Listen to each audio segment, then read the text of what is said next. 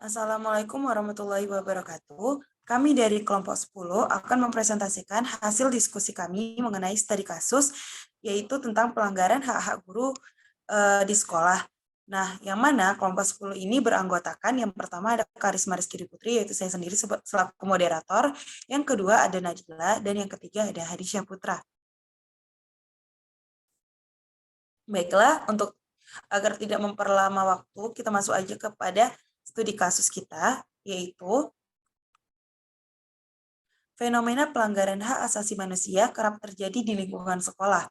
Kasus hak-hak guru yang tidak ditunaikan secara baik oleh oknum kepala sekolah pun kian merebak. Padahal kepala sekolah sebagai pejabat publik sekaligus pelayanan publik dituntut melaksanakan tugas dan fungsinya dengan baik dan sesuai dengan norma-norma yang berlaku. Kepala sekolah tidak boleh menyalahgunakan kewenangannya, apalagi melanggar etika pelayanan publik yang ada di lembaga pendidik yang dipimpinnya. Nah, di dalam studi kasus ini, kami mengumpulkan data dengan cara analisis dokumen, yang mana analisis dokumen itu merupakan teknik pengambilan data dari sumber tertulis oleh peneliti dalam rangka untuk memperoleh yang mendukung untuk dianalisis. Pengumpulan data melalui teknik analisis dokumen ini dilakukan dengan membaca, mencatat, dan mengumpulkan data dari sumber data tertulis.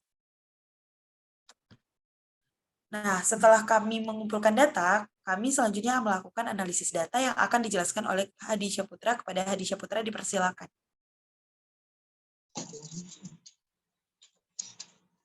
Nah, analisis data yang telah dikumpulkan melalui identifikasi masalah diagnosa, identifikasi masalah. Banyak guru honorer yang masih belum mendapatkan hak yang sesuai berdasarkan peraturan Undang-Undang Nomor 14 tahun tentang guru dan dosen tahun 2005 pasal 14 ayat 1 dan Undang-Undang Nomor 20 tahun 2003 tentang sistem pendidikan nasional, sehingga kesejahteraan guru honorer terancam. Faktor penyebab. Adapun faktor penyebab guru masih belum mendapatkan hak yang sesuai adalah yang pertama, masih kurangnya pemahaman sekolah tentang betapa pentingnya seorang guru. Yang kedua, guru honorer dianggap remeh hanya karena punya ijazah D3. Dan yang ketiga, oknum kepala sekolah justru lebih mementingkan pembangunan infrastruktur di ruang kerjanya sendiri ketimbang memberikan hak guru honorer yang terancam kesejahteraannya di saat pandemi. Saya kembalikan kepada moderator. Baik, terima kasih kepada Hadi Syahputra. Selanjutnya ada perbaikan atau solusi dari studi kasus yang telah kami diskusikan yang akan dijelaskan oleh Nadila. Kepada Nadila dipersilakan. Baiklah, yang pertama yaitu alternatif pemecahan.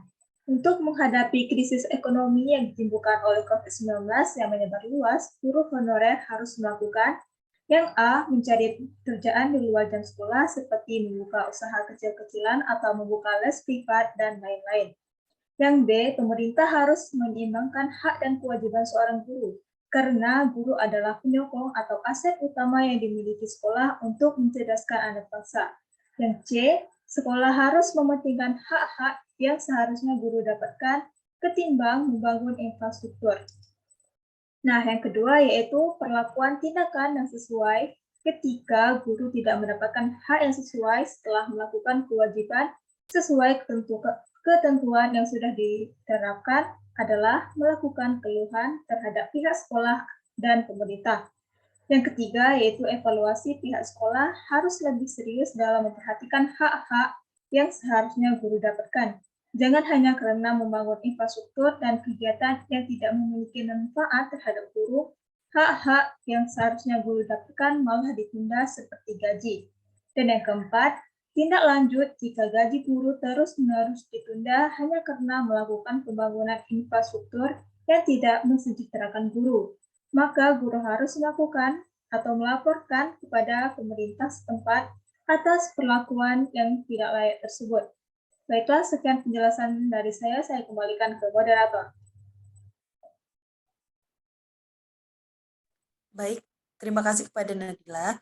Nah, itu tadi dia penjelasan kami atau hasil diskusi kami mengenai studi kasus yang mana telah kami simpulkan. Kesimpulan yang kita peroleh itu adalah hak dan kewajiban seorang guru saling berhubungan. Pihak sekolah harus lebih memperhatikan keadaan seorang guru ketimbang pembangunan infrastruktur.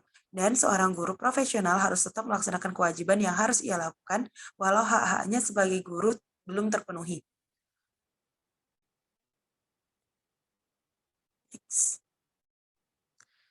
Baiklah, itu saja mungkin yang dapat kami presentasikan tentang hasil studi kasus kami. Apabila ada kesalahan, kami mohon maaf, dan semoga apa yang kami sampaikan dapat bermanfaat bagi teman-teman semua. Wabillahi taufiq wal hidayah. Assalamualaikum warahmatullahi wabarakatuh.